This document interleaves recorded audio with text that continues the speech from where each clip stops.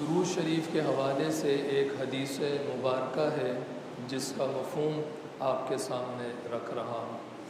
آپ علیہ الصلاۃ والسلام یہ جب ہم دعا مانگتے ہیں نا، اس حدیث مبارکہ میں درود شریف کی فضیلت کے حوالے سے بھی بات ہے، اور دوسرا دعا مانگنے کا انداز کیا ہونا چاہیے، طریقہ کیا ہونا چاہیے۔ دعا مانگنے کا طریقہ بھی اس حدیث مبارکہ میں آپ علیہ الصلاۃ والسلام نے بیان فرمایا۔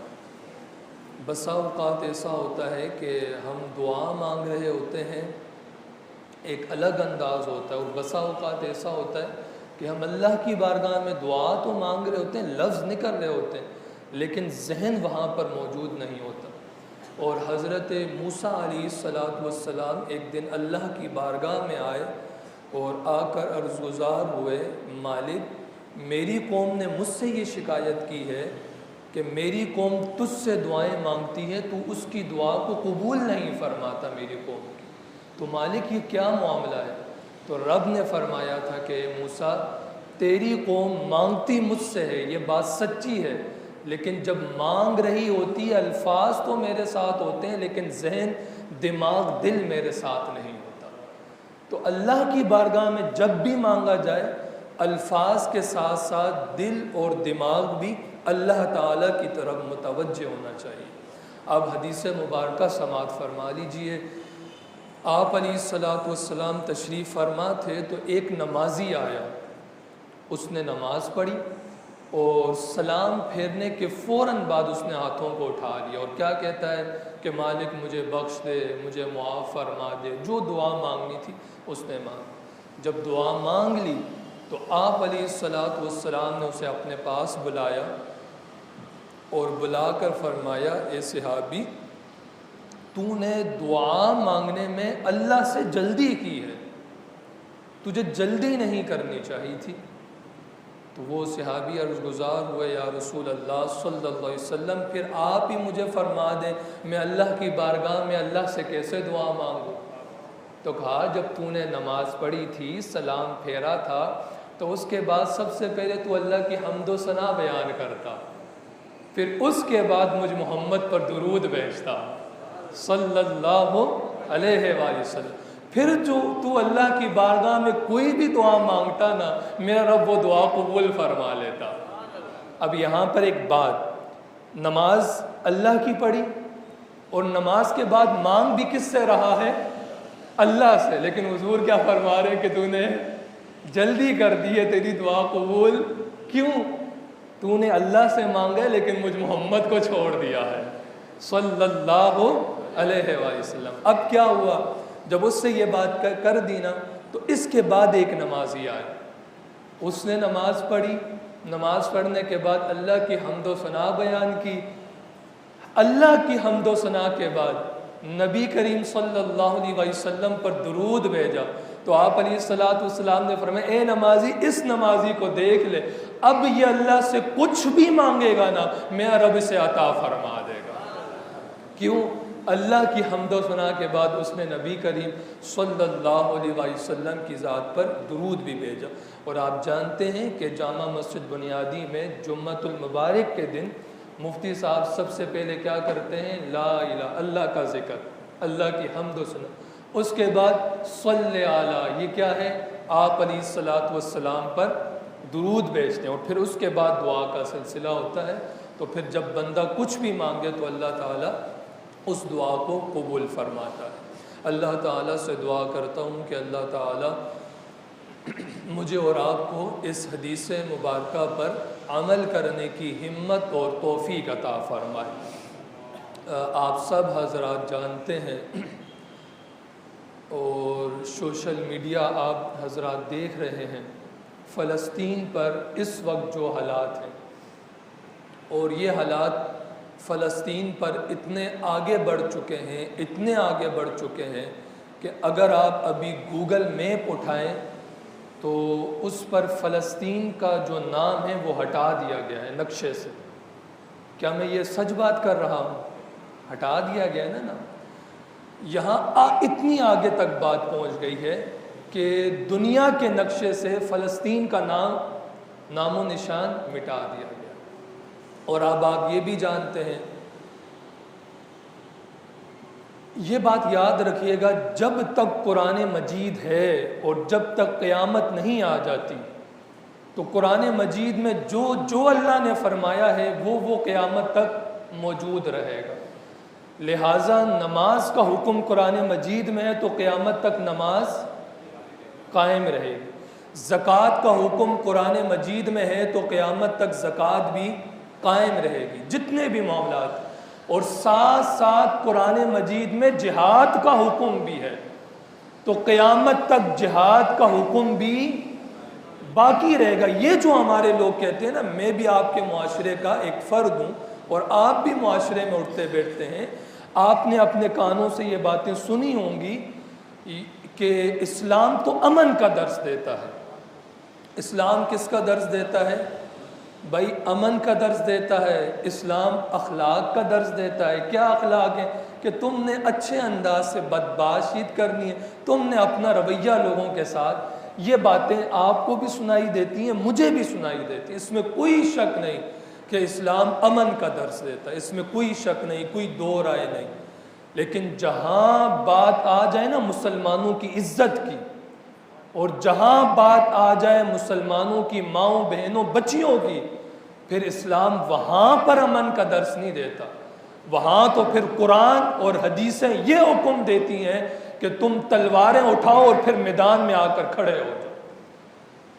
یہ جو ہمارے علماء نے، یہ اس میں تمام مکاتب فکر کے علماء ایک جگہ جمع ہوئے اور انہوں نے جہاد کا حکم دے دیا ہے۔ اب لہٰذا کوئی شخص یہ باتیں کرتا پھرے کہ اسلام امن کا، میاں اب امن کا درس نہیں دیتا، اب تو پانی سر سے بھی اوپر چلا گیا ہے، جو وہاں کے حالات ہیں کتنا اوپر چلا گیا ہے۔ تو اس وقت اسلام ہاتھ باندھ کر بیٹھنے کا حکم نہیں دیتا، بلکہ جو ہمارے علماء نے، مفتی اعظم پاکستان نے جو فتویٰ دیا ہے اس کے مطابق اب ہم پر جہاد فرض ہو چکی ہے۔ ہمارے علماء نے یہ کردار ادا کر دیا، اب حاکم جو وقت ہے، جو حکومت ہے، اس کا فیصلہ باقی رہتا ہے۔ لہٰذا میں نے الحمدللہ ثم الحمدللہ اپنے ذہن میں یہ نیت ابھی سے کر لی ہے کہ کبھی ایسا موقع ملا تو ہم انشاءاللہ فلسطین کے ساتھ تلوار لے کر آگے کھڑے ہوں گے انشاءاللہ۔ یہ میں نے اپنے طور پر نیت کی، اور میرا یہ گمان ہے کہ ہر مسلمان نوجوان، بچے سے لے کر بوڑھے تک، ہر کی یہ خواہش ہے کہ اب جہاد کا حکم حکومت کی طرف سے، کیونکہ حاکم وقت، علماء نے تو اپنا کام کر دیا، لیکن جب تک حاکم وقت جو ہمارے حکمران ہیں، جب تک وہ اس پہ فیصلہ نہیں کریں گے تو بات آگے نہیں بڑھے گی۔ تو لہٰذا جب وہ بات کریں گے تو ہر مسلمان، نوجوان، بچے اور بوڑھوں کی یہی خواہش ہے کہ ہم بھی اپنے فلسطینی مسلمان بھائیوں کے ساتھ کھڑے ہوں گے، انشاءاللہ کھڑے ہوں گے۔ ہماری پھر یہ ہے، پھر ہمارے ہاتھ بندھے ہوئے نا، پھر یہ ہے کہ ہم دعائیں کریں گے اللہ ہمیں ان سے چھٹکارا عطا فرمائے، پھر ہم یہی دعائیں کر سکتے ہیں۔ ایک اور بات، جہاں ہمارے معاشرے میں یہ بات سننے کو ملتی ہے کہ اسلام امن کا درس دیتے، اس کی وضاحت میں نے کر دی۔ ایک اور بات یہ بھی ہمیں سنائی دیتی ہے کہ یہ جو علماء ہیں، ان کا کام کیا ہے؟ ان کا کام کیا ہے؟ 5 وقت کی نمازیں پڑھائیں، اذانیں دیں، بس ان کا یہی کام ہے۔ ان کا سیاست سے دور دور تک کوئی تعلق، حالانکہ اگر آپ ہماری تاریخ اٹھا کر دیکھیں، ہمارے سب سے پہلے حاکم کا کیا نام ہے؟ سیدنا ابو بکر صدیق رضی اللہ تعالیٰ عنہ۔ اگر میں آسان لفظوں میں آپ کو کہوں تو صدیق اکبر مولوی تھے، عمر فاروق کون تھے؟ مولوی تھے، عثمان غنی رضی اللہ تعالیٰ عنہ کون تھے؟ مولوی تھے، علی شیر خدا رضی اللہ تعالیٰ عنہ کون تھے؟ لیکن سیاست کی ہے۔ تو یہ بھی ہمارے معاشرے میں ایک بات، یہ غلط بات ہے کہ ایک غیر مسلم اپنے ہاتھ میں ایک پیپر لے کر اس پر یہ لکھ رہا ہے، میں نے پہلے بھی بتائی تھی، سوشل میڈیا پر یہ تصویر وائرل ہے، اس پر ایک غیر مسلم نے مسلمانوں سے یہ کہا تھا، Khyber was your last chance. Khyber was your last chance. یہ کس نے کہا؟ غیر مسلم نے مسلمانوں سے کہا. کیا کہا؟ کہ خیبر کی جنگ تمہاری آخری جنگ تھی, اب تم ہم سے نہیں جیت سکتے. ہماری تاریخ یہ نہیں ہے. ہماری تاریخ پتہ ہے کیا ہے؟ ہماری تاریخ تو اتنی واضح اور اتنی اعلیٰ, اتنی بلند ہے کہ ہمارا حاکم میدان میں آیا نہیں, میدان میں آنے سے پہلے چابی حاکم کے ہاتھوں دے دی گئی. ہماری تاریخ یہ ہے. ہماری تاریخ کیا ہے؟ یہ آج فلسطین پر جو ظلم ہو رہا ہے, یہ ہماری تاریخ نہیں ہے کہ ہاتھوں پہ ہاتھ باندھ کر ہم بیٹھے رہے. ایک زمانے میں ایک مسلم حاکم تھا, یہودیوں نے اس سے کہا کہ مسجد اقصی ہمارے حوالے کر دو, ہمیں دے دو. تو اس مسلمان حاکم نے کہا تھا کہ تو مسجد اقصی کی بات کرتا ہے, فلسطین کی سرزمین پر جھاڑو کا ایک تنکا بھی میں تمہیں دینے کے لیے تیار نہیں ہوں. تم فلسطین کی یہ جو مسجد اقصی ہے اس کی بات کرتے ہو, میں تو تمہیں جھاڑو کا ایک تنکا بھی دینے کے لیے تیار نہیں. اور اس مسلم حاکم نے یہودیوں کی آنکھوں میں آنکھیں ڈال کر یہ بات کی تھی. آج یہودیوں نے کیا کیا اور ہم ہاتھ باندھے کھڑے ہیں. لحاظ یہ دیکھیں نا, آپ میری بات تھوڑی توجہ سے سماعت فرمائیے گا. کعبۃ اللہ پر اگر حملہ ہو, اللہ نہ کرے اگر حملہ ہو جائے, تو کیا سعودیوں جو سعودی عرب میں رہنے والے مسلمان صرف ان کا معاملہ ہے یا پوری امت مسلمہ کا معاملہ ہے؟ مسجد اقصی تو ہمارا قبلہ اول ہے, تو صرف فلسطین کا معاملہ کہاں ہے میاں؟ یہ جو 56-57 اسلامی ملک ہیں یہ ان سب کا معاملہ ہے. تو لہٰذا جس طرح تمام مکاتب فکر کے لوگ ایک طرف جمع ہو کر انہوں نے اعلان کیا جہاد کا, کہ جہاد اب ہر مسلمان پر فرض ہو چکی ہے, تو یہ چھوٹی منہ بڑی بات ہے. اسی طرح تمام اسلامی ممالک کے جو بڑے بڑے سردار ہیں, جو صدر ہیں, وزیر اعظم ہیں, وہ ایک جگہ جمع ہو کر جہاد کا اعلان کریں. یہ اب ان پر فرض ہو چکا ہے. اور ہماری تاریخ کیا ہے؟ ہماری تاریخ یہ ہے کہ حضرت عبیدہ بن جراح رضی اللہ تعالی عنہ, حضرت عمر فاروق رضی اللہ تعالی عنہ نے انہیں بھیجا کہ جاؤ فلسطین کی طرف اور آزاد کراؤ اس فلسطین کو, تاکہ ہمیں فتح ملے. اور یہ جو مسجد اقصی ہے اور یہ فلسطین جو ہے یہ ہمارے انڈر میں آج. یہ ہماری تاریخ میں آپ کو بتا رہا ہوں. حضرت عبیدہ بن جراح رضی اللہ تعالیٰ عنہ میدان میں اترے, فلسطین آئے اور یہودیوں سے آمنا سامنا ہوا. معاملات چلتے رہے لیکن کوئی ایسے فتح کے حالات ملے نہیں. تو پھر ایک عالم تھا, پادری, اس نے اپنی کتابوں میں ایک بات پڑھ رکھی تھی. تو اس نے حضرت عبیدہ بن جراح رضی اللہ تعالیٰ عنہ سے کہا کہ اے عبیدہ, تم واپس لوٹ جاؤ, تمہارے یہاں رہنے سے اب یہ تمہارے ہاتھ میں مسجد اقصی نہیں آنے والی, تم یہاں سے چلے جاؤ, کوئی فائدہ نہیں. کہا مجھے تو عمر نے بھیجا ہے, ہمارا لیڈر تو عمر ہے, اور ہمارا لیڈر جو کہتے اس سے 1 پاؤں بھی 1 انچ بھی پیچھے نہیں ہٹتا, میں پیچھے کیسے ہٹ جاؤں؟ تو اس نے کہا عبیدہ پھر بھی دیکھ لو, چلے جاؤ یہاں سے, تمہیں فتح نہیں ملنے والی. تو حضرت عبیدہ بن جراح رضی اللہ تعالیٰ عنہ نے کہا کہ تم اتنے یقین سے بات کیسے کر رہے ہو؟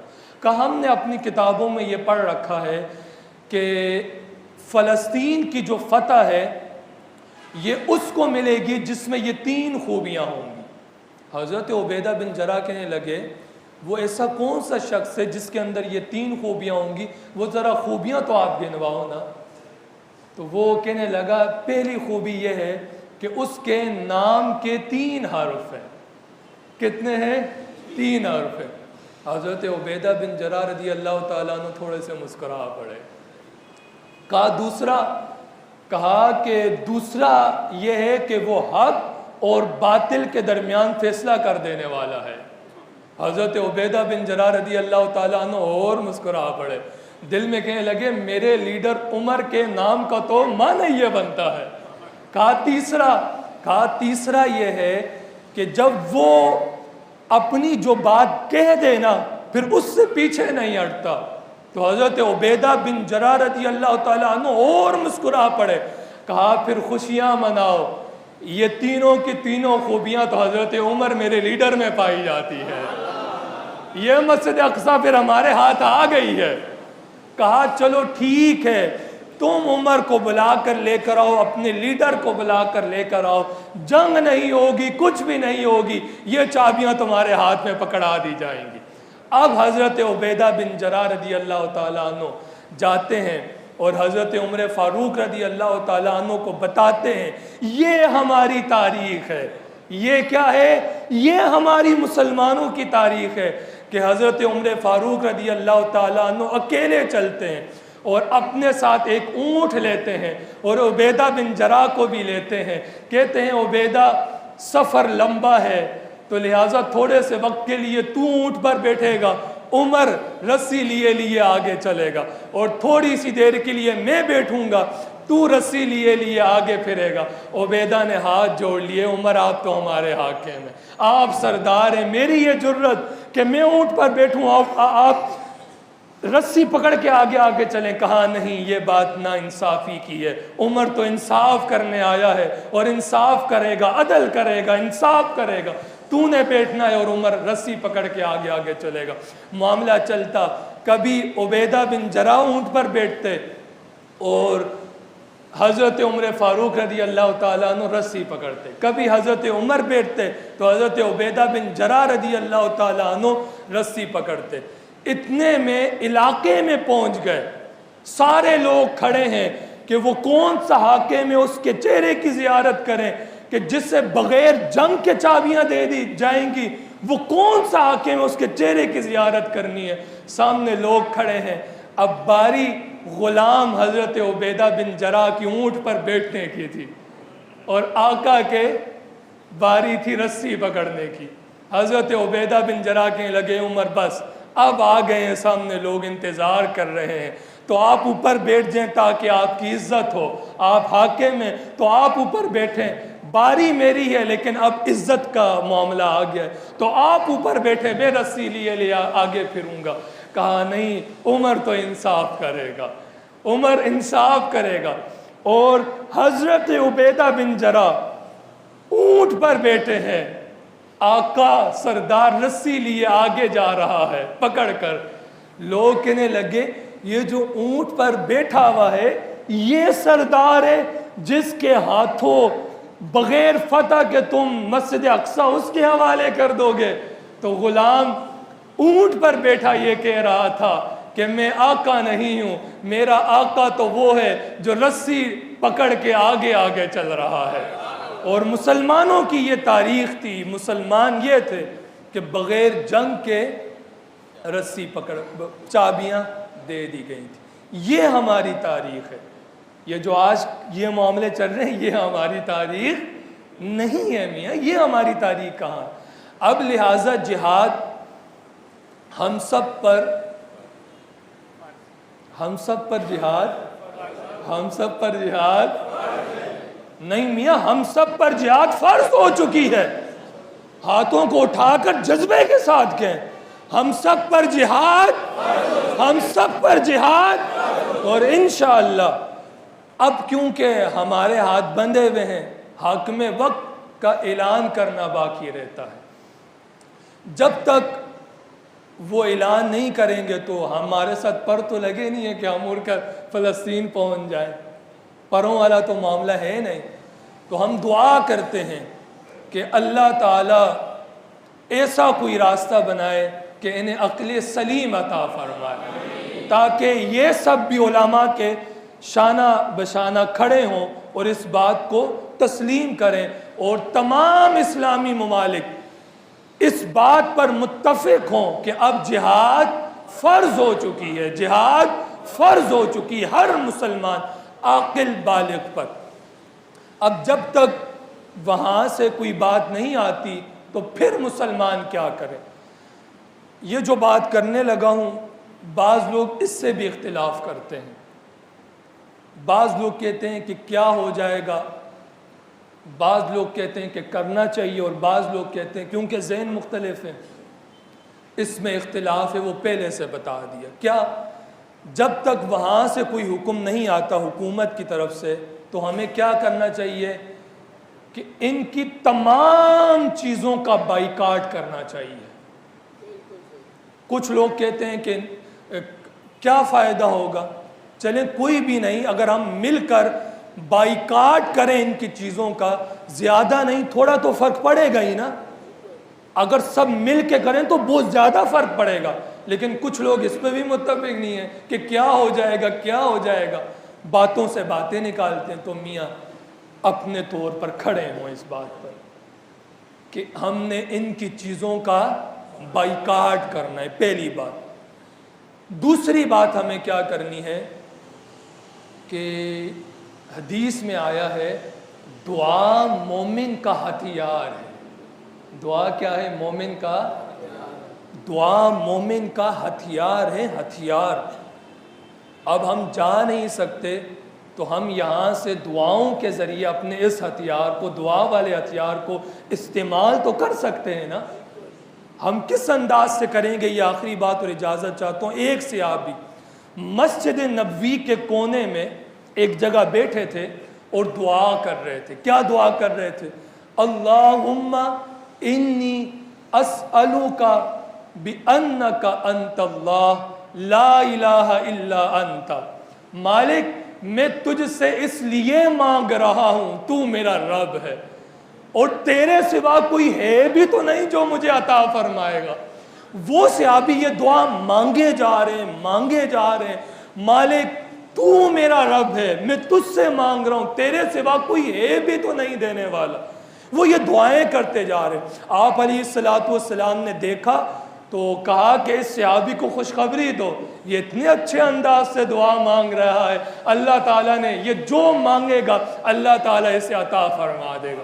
تو آج ہم بھی دعا مانگ رہے ہیں، مالک تو ہمارا رب ہے، مالک تو ہمارا رب ہے، مالک تو ہمارا رب ہے، تیرے سوا کوئی ہے بھی تو نہیں نا۔ مالک فلسطین کو فتح عطا فرما، مالک فلسطین کو فتح عطا فرما، مالک فلسطینیوں کی غیب سے مدد فرما، مالک فرشتوں کو بھیج دے، اب مالک فرشتوں کو بھیج دے، مالک ان کی غیب سے دروازوں کو کھول دے۔ مالک جو ظلم کر رہے ہیں یہاں پر بھی ہمارا نرم لہجہ ہوتا ہے، اب سخت لے جائے، مالک جو ظلم کر رہے ہیں انہیں دنیا پر ہی نیست و نابود فرما دے، انہیں ہلاک فرما دے، انہیں برباد فرما دے، مالک دنیا پر ہی انہیں عبرت کا نشان بنا دے۔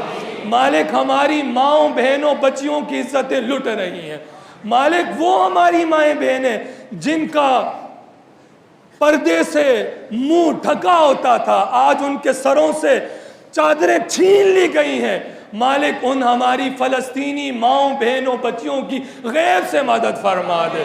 مالک جو ہمارے مجاہدین وہاں پر ہیں انہیں طاقت عطا فرما، مالک ان کی بھی غیب سے مدد عطا فرما۔ مالک ہم سب کو عقل سلیم عطا فرما اور ہم سب کو جہاد کا یہ جذبہ عطا فرما کہ ہم سب سارے اسلامی ممالک پاکستان سمیت ایک ساتھ کھڑے ہو کر جہاد کا اعلان کر دے۔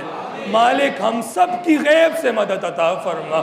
اللہ تعالیٰ سے دعائیں کرتے ہیں، مالک ہماری دعاؤں کو اپنے محبوب کے وسیلے سے اپنی بارگاہ میں شرف قبولیت عطا فرما۔ مالک سیدہ فاطمہ الزہرا رضی اللہ تعالی عنہا کے صدقے سے ہم سب کی دعاؤں کو اپنی بارگاہ میں شرف قبولیت عطا فرما۔